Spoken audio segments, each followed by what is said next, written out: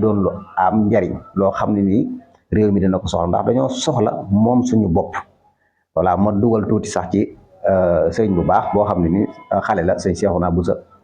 invité woon ko fële na la ca xalaat TV tamit mi ngi def liggéey bu am solo rôle boo xam ne mooy rôle journaliste dem di seeti ñi nga xam ne ay borom xam-xam la dëkk ci réew mi ndax réew mi ay borom xam-xam a ngi fi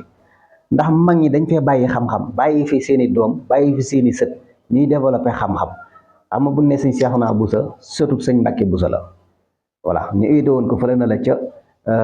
xalaat TV mu fay développé lu am solo loo xam ne nii ñu ngi ko doon wëri ca occidentaux yi ndekete ñun am nañ ko fii ci suñu réew mi sëñ Mbàkke Bousso ngeeg moom mooy lu jëm ci wàllu wala heure wala xiblaat yooyu nga xam ne wax dëgg yàlla sëñ Mbàkke Bousso macha allah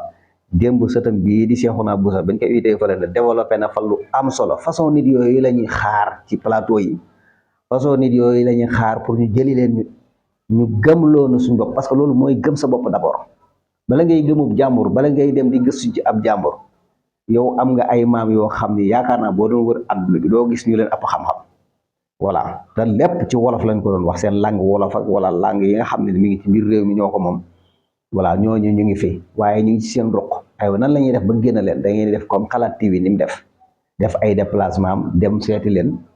voilà daat leen di invité ñu ñëw ci seen i plateau ñu toog ñu développé xam-xam boo ko defee nit ñi jariñoo ko ndax la mu wax démb macha allah képp koo xam daal vidéo moom ba nga ko seetaan demal ca xalaat TV nga xool Cheikhouna Bousso ngeen dégg ngeen xam ni kon ndekete ñun am nañ loo xam ne jëriñ ñuy jëggaanee dara tubaab bi sax ñoo fi daan ñëw ci moom macha allah maam daal wax dëgg yàlla vidéo baa ngi foofu noonu sëñ Cheikhouna Bousso ñu ngi lay jaajëfal bu baax a baax ñu mel nii dañ soxla xalaat TV ni mu koy defee loolu la waaye éviter ay nit ñoo xam ne nii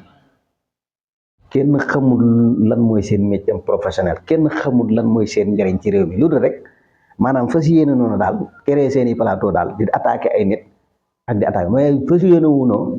indi seen yëfi bopp ñoom xalaati indi pour réew mi ñu bokk ko jëriñoo ñëpp déedéet ñoom daal dañoo bëgg di nekk fi nga xam ne daal moom foofu la ñuy nekk rek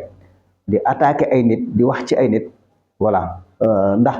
loolu mooy seen mbir te loolu lañ jàpp tamit ci lan war a nekk pour ñii fi nekk nii tey jii ñu dénk leen réew mi ñu échec mais bay boon ngeen noppalu ji ndax ñii yàlla njëkk ànd ak ñoom voilà te yàlla moom bu ànd ak yow yaakaar naa ne ñi lay xaar pour nga échec ñoom ñii ñooy échec ndax ñoom foofee ñu bëgg a féete nekk fa rek di wax xooluñu benn avancement jéemuñoo indi dara seen bopp ñoom waxantu wala man nag waaye ñi ma yërëm daal mooy ñi nga xam ne rek dañ leen di topp di leen déglu di leen may nopp